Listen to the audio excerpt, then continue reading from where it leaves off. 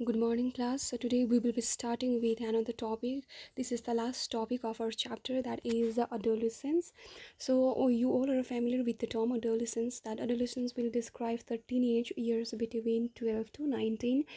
12 वर्षदेखि लिएर 19 वर्षसम्मको बिचको जुन चाहिँ पिरियड अफ एजलाई भन्छ टिनेजर। अब यो टिनेजमा के हुन्छ भने कुनै पनि एउटा चाइल्ड उसको आफ्नो चाइल्डहुडदेखि लिएर अडल्टहुडमा जब चेन्ज भएर जान्छ, ट्रान्जिट भएर जान्छ, that is the transactional stage from childhood to adulthood is known as teenagers अथवा adolescence. Okay, अब यो adolescence is a time of both disorientation and discovery. अब जुन चाहिँ adolescence छ both के हुन्छ डिसओरिएन्टेसन, द्याट मिन्स कोही बिग्रेर पनि जानु सक्छ, इभन वर्स भएर जानु सक्छ, त कोही के हुन्छ एकदमै ग्रोथ डेभलपमेन्ट भएर जान्छ कसैमा चाहिँ के। This is the transactional period can bring of issues of independence. यतिखेर चाहिँ के हुन्छ पर्टिकुलर एडोलेसेन्सलाई इन्डिपेन्डेन्स बस्नु मनपर्छ, self identity who am I भनेर उसले सर्च गर्नु थाल्छ। Okay, many adolescents and their peer face tough choices. र यतिखेर चाहिँ उनीहरूको डिसिजन मेकिङमा के हुन्छ एउटा प्रब्लम आइरहेको हुन्छ।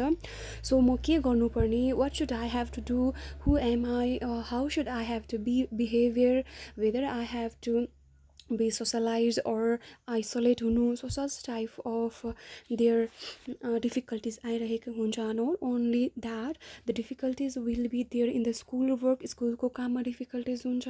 ओके, त्यो पर्टिकुलर चाइल्ड के हुन्छ उनीहरूले ड्रग्स लिने पनि चान्सेस हुनसक्छ, वेदर यो ड्रग चाहिँ राम्रो हो या राम्रो होइन भन्ने उसले के गर्नु सक्दैन, डिसाइड गर्नु सक्दैन। सो अल्कोहल पनि उसले लिन सक्ने हुन्छ। एन्ड सोसियल लाइफमा चाहिँ, so I have already told you that कि some of the child will face problem regarding the socialization, they will become introvert भएर बस्छ। सो यो चाहिँ पिरियड जुन चाहिँ एडोलेसेन्स छ, द्याट इज फ्रम 12 to 19 चाहिँ एकदमै भल्नरेबल फेस हो of a mental and psychological development of a child. यो पिरियडमा चाहिँ 12 वर्षदेखि लिएर 19th इयरसम्ममा चाहिँ the child, the teenager, the adolescence has to be given a good guidance. यतिखेर गाइडेन्स राम्रो दिनु सकेन भने चाहिँ the child will be disorient or will be divert from their track. Okay, so this period is the very vulnerable. यतिखेर नै the mentality र उसको साइकोलोजिकल जुन चाहिँ इमोसन्सहरू छ यहीखेर के हुनुपर्छ भन्दा स्ट्याब्लिस हुनुपर्छ। Okay, in this period, so we have already discussed that this is the most vulnerable period जसमा चाहिँ the child will be facing in decision making. So यतिखेर चाहिँ यो चाइल्डले ड्रग एब्युजर्स बनिने एकदमै बेसी चान्सेस हुन्छ। कजेस अफ ड्रग और alcohol use in adolescence period. यदि यो पिरियडमा चाहिँ एउटा पर्टिकुलर चाइल्डले ड्रग्स र एल्कोहल लियो भने चाहिँ के हुन्छ कि फर्स्ट अफ अल के गर्छ भन्दाखेरि चाहिँ कुनै पनि एउटा child who is above 12 years 12 वर्षदेखि उँभो आइसकेपछि चाहिँ they will start seeing the world in the different way.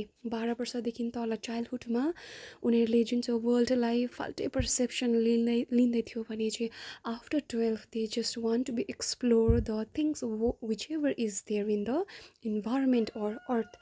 First of all कसरी स्टार्ट हुन्छ भने चाहिँ they will be very curious, के हुँदो रहेछ, लेट्स ट्राई इट, के let's experiment it, let's have a experience भन्दै स्टार्ट गर्छ। ओके, अन्त के गर्छ excitement, when there will be the lots of excitement हुन्छ, क्युरियोसिटी हुन्छ, अनि they will first of all start like as an experimentation, let's experiment गरौँ के हुँदो रहेछ भनेर। This is the motives childs to experiment. र यो कुराले गर्दा, क्युरियोसिटीले गर्दा, एक्साइटमेन्टले गर्दा एक्सपेरिमेन्ट गरौँ भन्नुले गर्दाखेरि चाहिँ एउटा चाइल्डलाई चाहिँ के गर्छ, नाउ अब ऊ एउटा ड्रग्सपट्टि इन्ट्रेस्टेड हुँदै जान्छ। Okay, the first use of drugs or alcohol may be of curiosity and experimentation. Okay, अब अर्को चाहिँ के हो भन्दाखेरि चाहिँ stress and pressures to excel in academics. For example, there is a much burden to excel in the academics. पुरा पढ्नुपर्ने हुन्छ, पुरा खट्नुपर्ने हुन्छ, नयाँ कुराहरू खोज्नुपर्ने हुन्छ। होइन एन्ड के भएको छ day by day competition is in the peak so यो कम्पिटिसन लेभललाई के गर्नुको लागि म्याच गर्नुको लागि होइन सो द चाइल्डलाई के गर्छ बेसी खटिनुको लागि चाहिँ एउटा प्रेसर्स हुन्छ स्ट्रेस हुन्छ स्टुडेन्ट्सहरूमा स्पेसली यो स्ट्रेस र प्रेसर्सलाई हटाउनुको लागि के गर्छ now the youngster will try alcohol and drugs to escape from facing this problems यो प्रब्लम्सहरूलाई के नहोस् नआओस् यो प्रब्लम्सहरूलाई फेस गर्नु नपरोस् भनेर चाहिँ they will start taking they will start pursuing the use of alcohol and drugs okay the perceptions that is the perceptions among the youth that is अब कतिजनाले चाहिँ के गर्छ if the person is not smoking if the person is not taking drugs र smoke गरेको छैन भने okay alcohol लिएको छैन भने सो के गर्दैन कस्तो खालके मान्छे रहेछ केही पनि नखाने सो हामीसँग म्याच गर्दैन भनेर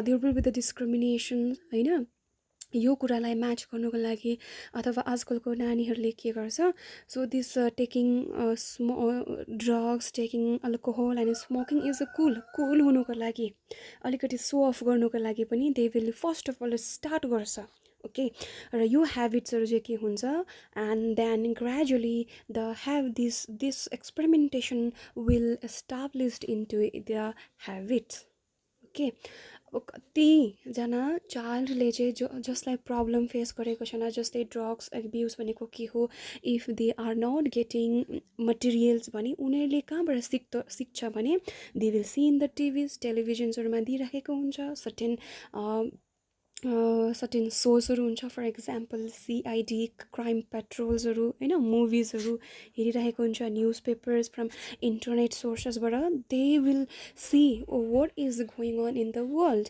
कसरी मान्छेहरूले एडिक्सन हुँदैछ कसरी अल्कोहल लिँदैछ हाउ दे आर स्मोकिङ यो perceptions they will get from the social networking okay and if the यो यति मध्येमा नभएर यदि कुनै चाइल्डको फ्यामिली प्रब्लम छ फ्यामिली प्रेसर्स छ अथवा पियर्स मिन्स फ्रेन्ड्सहरूको प्रेसर छ उसलाई if they are bullied continuously okay family supportive छैन फ्यामिली स्टेबल छैन अनस्टेबल छ फ्यामिलीमा प्रब्लम्स भइबस्छ जहिले पनि if that cases will be there in frequently भइरहेको छ भने चाहिँ the child the teenager wants to escape from this problems स्ट्रेसबाट चाहिँ so they will start taking either alcohol either drugs or either smoking start गर्छ okay so next is the addiction and dependence अब कसरी addict भएर जान्छ addict भइसकेपछि चाहिँ how the person will become dependent on that certain materials of certain substances okay following are the causes of the drug and alcohol abuse first one we have already studied that is curiosity हुन्छ उत्सुकता हुन्छ नानीहरुमा needs to adventure कस्तो हुँदो रहेछ I want to experience गर्न चाहन्छु भन्छ okay excitement एकदमै उनीहरु के हुन्छ एक्साइटेड भएको हुन्छ and then experimentation let's have experiment कस्तो हुँदो रहेछ भनेर भन्छ ओके यदि प्रब्लम छ भने त्यो स्ट्रेसबाट एस्केप हुनुको लागि र अनसपोर्टिभ फ्यामिलीजहरु छ भने ओके यो कुराको कारणले गर्दाखेरि चाहिँ मेन एडिक्सन हुने चान्सेस हुन्छ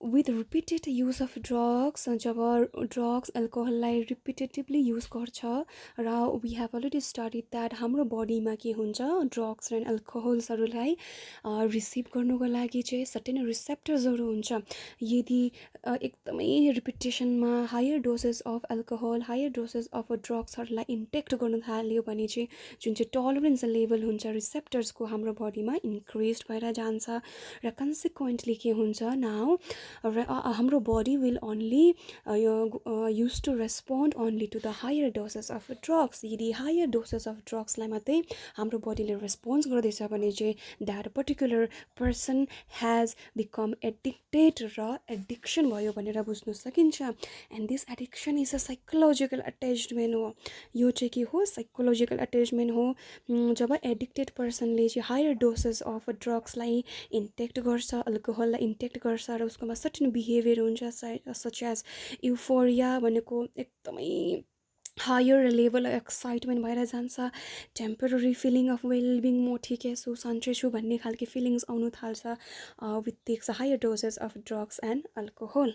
ओके, अब एडिक्सन भइसक्यो एउटा पर्टिकुलर टिनेजर। ओके, अब कसरी डिपेन्डेन्ट हुन्छ, नखाई नहुने चाहिँ कसरी हुन्छ, if the regular dose of drugs, यदि के हुँदैछ उसले रेगुलरली ड्रग्स खान थाल्यो, एकदमै रिपिटेसनमा एल्कोहल लिन थाल्यो होइन, दिस विल एब्रप्टली डिस्कन्टिन्यू, यदि केही कारणवश डिस्कन्टिन्यू भयो भने चाहिँ बडी के हुन थाल्छ, will manifest characteristics and unpleasant withdrawal symptoms, उसको बडीमा बिसन्चो भएर जान्छ र विथड्रवल सिम्टम्स, सर्टेन सिम्टम्सहरू, बिमारहरू उसको बडीमा अपियर्स हुन थाल्छ।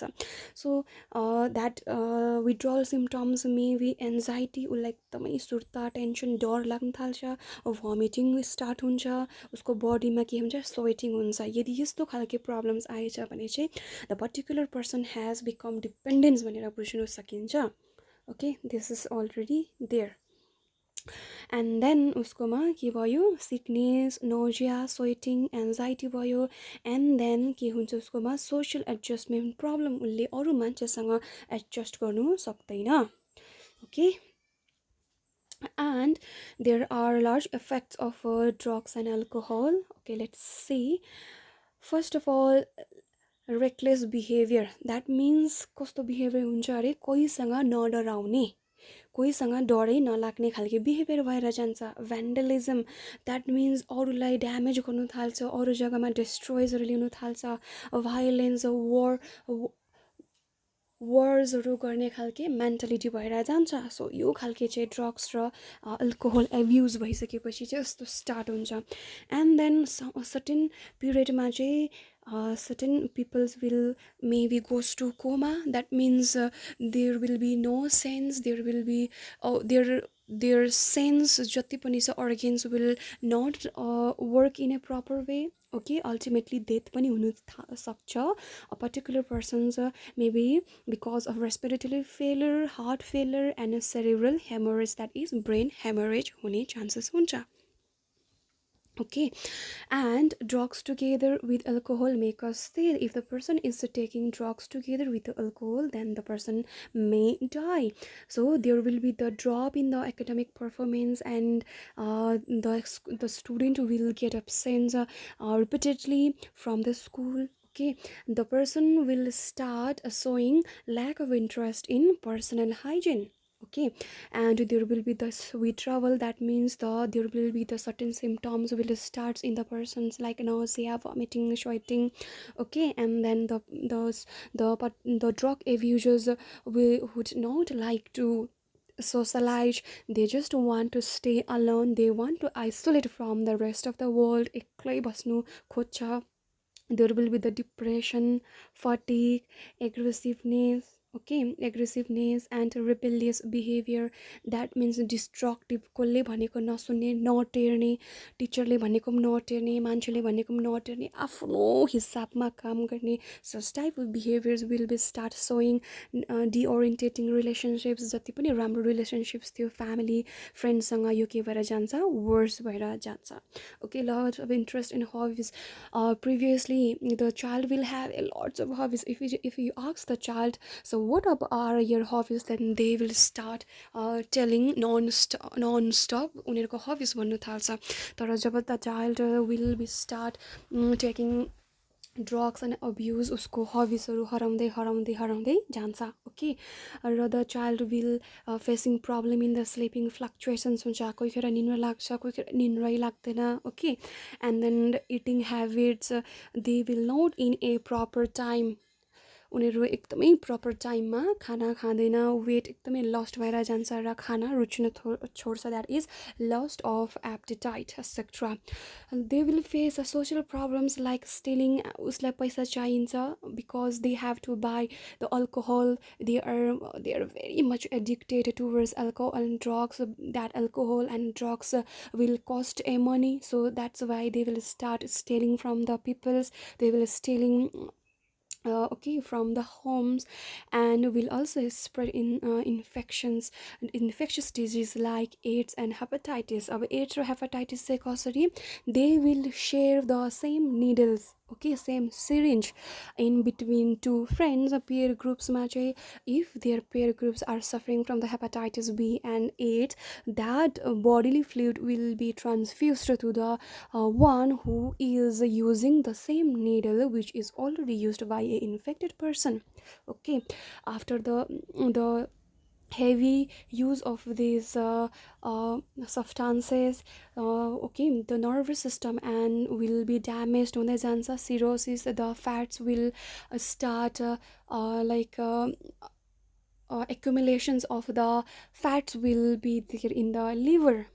Okay, so ultimately the person may die if the drugs and alcohol is a large amount of drug and alcohol is uptake by the pregnant woman. Then there will be the effects in the fetus developing child. Okay, uh, these drugs has been misused by certain time, by various time by the athletics. That is this necrotic energies, anabolic steroids, diuretics, and certain hormones to increase muscle strength and bulk and promote aggressiveness.